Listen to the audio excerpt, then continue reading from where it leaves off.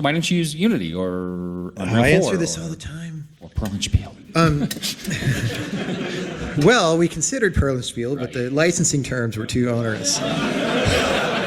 He's a bastard. There's several reasons. I mean, back when we started the game, it wasn't even that much of a consideration because they were so expensive. Like, if you wanted to start using Unreal back then, it was $100,000 down and 25% of everything you make, or something like that. Like, it was a lot. But They got better. they got better, right? But even not considering that, there's three reasons. One is because we want to, and because it's very interesting. Two, because when you're building something and have very you want to be very precise about what you make, or you at least want to, like if I'm trying to make something that's delicate, right, it has to work. And the way in which it's delicate is not necessarily technical. I mean, we had to do a bunch of stuff, but it's really like the way things feel, it has to feel robust enough, and there's a long series of very subtle things. So, and I didn't know what they were ahead of time. So like 5 years later, when we're finishing up the game, it's like, okay, this particular thing isn't working. We need to change this way that the engine works to do something else. And we have the ability to do that, right?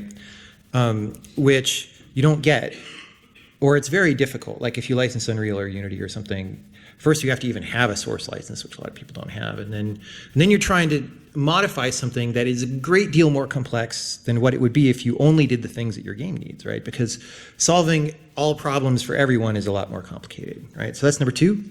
Number three is I'm trying to make things that people will be able to play in the future.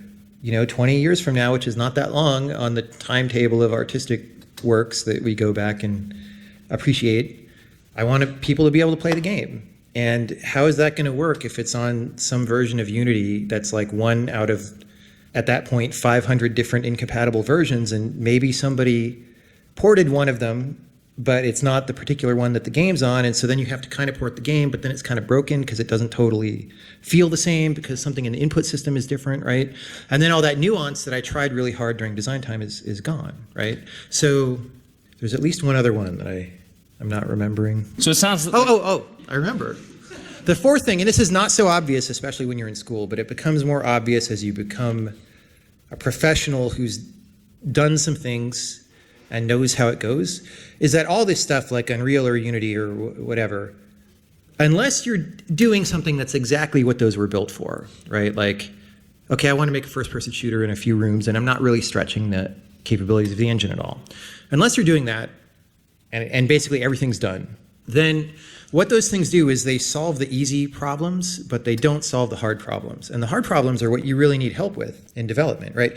Solving easy problems is nice. Like, oh, cool, I ran this thing, and just in the first day, I got a guy on the screen and walking around.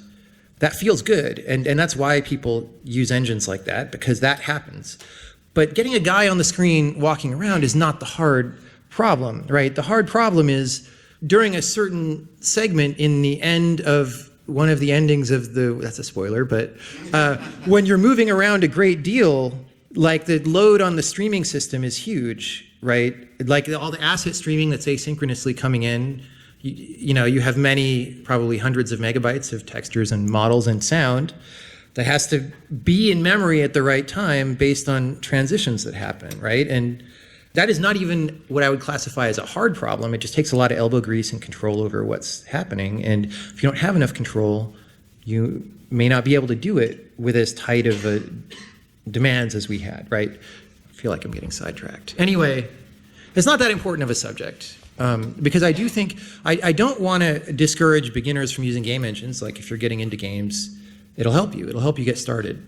But I think if you're a serious practitioner, it's like I'm going to paint a great painting and it's on something that has a high probability, like the canvas is made out of like apple skin and it's probably going to rot in a little bit or something, and it's going to take a great deal of work to restore this thing every 10 years. It's just not a good idea.